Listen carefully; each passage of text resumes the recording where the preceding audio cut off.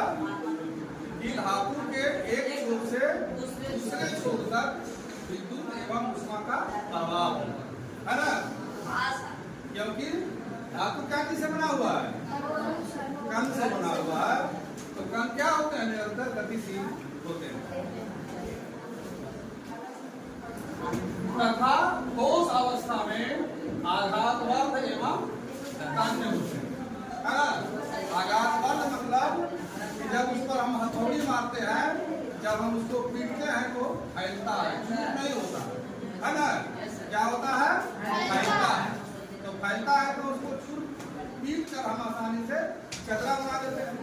और तन्य का मतलब है कि उसको जब हम खींचते हैं तो पतला महीन तार बन जाता है, टूटता नहीं है, महीन तार बन जाता है। तो इसका मतलब हुआ कि ये तन्य होते हैं। उसे हम क्या कहते हैं, जैसे सोना, चांदी, तांबा, मैग्नीशियम, कैल्शियम, जिंक, पारा, है ना। चांदी, सोना, देखो सोना को क्या है, जब तन्य है और आघातवर्ध भी है, इसलिए उसको हम क्या करते हैं, पतला तार बना करके और फिर हम उसका पायल सिंगल वगैरह बनता है ना। अगर वो तार के रूप में नहीं बनता तो उसे पायल सिंगल है ना। उसी तरह से जब वो तांबा है, लोहा है ना, ये सब क्या है, धातु है। इसको पीट करके हम चदरा बनाते हैं और जब चदरा बनता है तो इससे बर्तन बनता है, तसला बनता है, कढ़ाई बनता है ना। तो जब चदरा बनता है तभी बर्तन, जब चदरा नहीं बनता तो क्या होता, वो चूर हो जाता, बर्तन नहीं बनता। अब है आगे धातुओं के गुण। यहाँ धातु के हम भौतिक गुण के बारे में बता रहे हैं। 9th क्लास में धातु के भौतिक गुणों के बारे में पढ़ना। भौतिक गुण का मतलब क्या हुआ, भौतिक गुण का मतलब हुआ कि जिसको हम हाथ से छूकर, आंख से देखकर, सूंघकर, चखकर जिसके गुण के बारे में हम पता लगा सकते हैं, उसको हम क्या कहते हैं, भौतिक गुण। और 10वां क्लास में इसका रासायनिक गुण भी हमको पढ़ने के लिए मिलेगा, है ना। पानी में इसको डालने से क्या होता है, अम्ल में डालेंगे तो क्या होगा, क्षार में डालेंगे क्या होगा, हवा से प्रतिक्रिया करने पर क्या होगा, ये सब 10वां में। 9th क्लास में इसका भौतिक गुण ही जानना है। तो इसमें 7 भौतिक गुणों के बारे में बताया गया। पहला है ये चमकीली होती है ना। दूसरा है इसमें कि विद्युत एवं ऊष्मा के आघातवर्ध होती है, इसे पीट कर चदरा बनाया जाता है। एक तन्य होती है, इसे खींचकर पतला तार बनाया जा सकता है। एक कायम कठोर होती है ना, इस पर ठोकर मारने से आवाज निकलता है। दुआ में मारते हैं खन खन की आवाज हुआ है, अभी घंटी बजा, धातु का बना हुआ, आवाज आया ना। तो ये धातु का बना हुआ, अगर धातु का बना आवाज नहीं बना होता तो उसमें आवाज आवाज में है कि इसके क्वथनांक एवं गलनांक कुछ होता है। आधार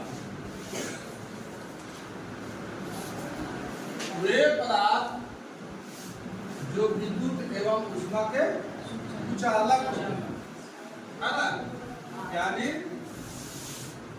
धातु में क्या होता है, ऊष्मा और विद्युत का प्रवाह नहीं होता। एक छोर से दूसरे छोर तक ऊष्मा और विद्युत का प्रवाह नहीं होता और आघातवर्ध एवं तन्य नहीं होते। यानी कि धातु को पीट कर हम चदरा नहीं बना सकते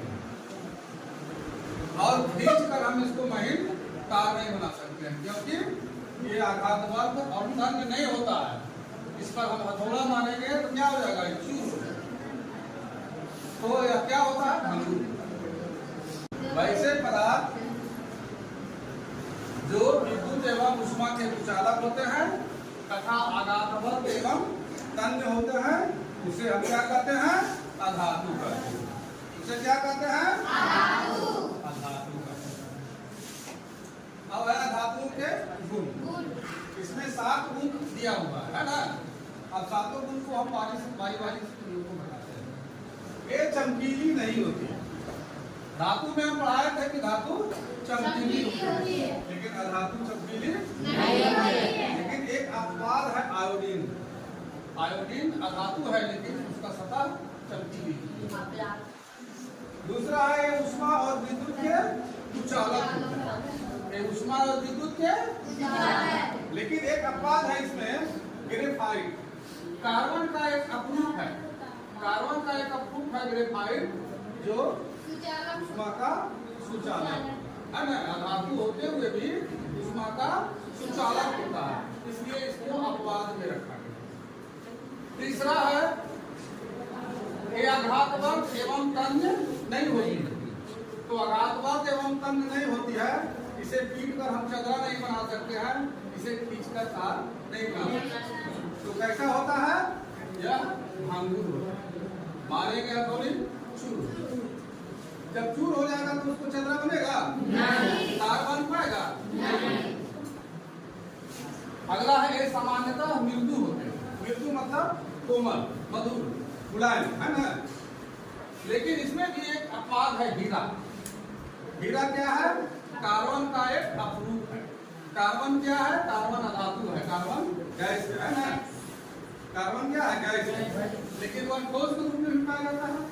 तो इसका एक अपरूप है हीरा, जो हीरा सभी पदार्थों में सबसे कठोर पदार्थ है। सभी पदार्थों में सबसे कठोर पदार्थ हीरा होता है, जो एक अधातु है और कार्बन का एक अपरूप। अगला है कि इसे ठोकर मारने से इसमें आवाज उत्पन्न नहीं होती। अब वायुमंडल में क्या हवा है, हवा क्या है, धातु है, मारो तो ठोकर आवाज आएगा नहीं है। इसमें जो ठोस पदार्थ है जैसे गंधक है, तो गंधक क्या वो चूर हो जाएगा, तो आवाज निकलेगा नहीं। अगला है ये तीनों अवस्थाओं में पाए जाते हैं।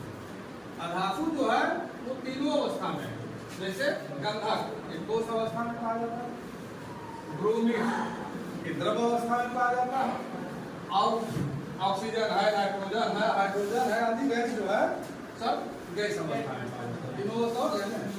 और सातवां है कि इसके गलनांक एवं क्वथनांक निम्न।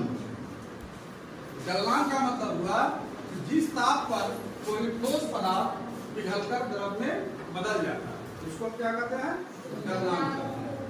तो अधातु का जो गलनांक है वो निम्न होता है, कम ताप पर यही पिघल जाता है।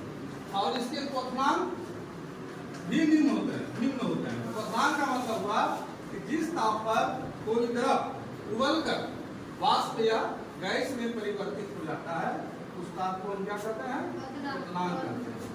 तो अधातु के गलनांक एवं क्वथनांक निम्न होते हैं, यानी कम ताप पर ही गर्म भी हो जाता है और वाष्प भी बन जाता है। ठीक, समझ गया सर।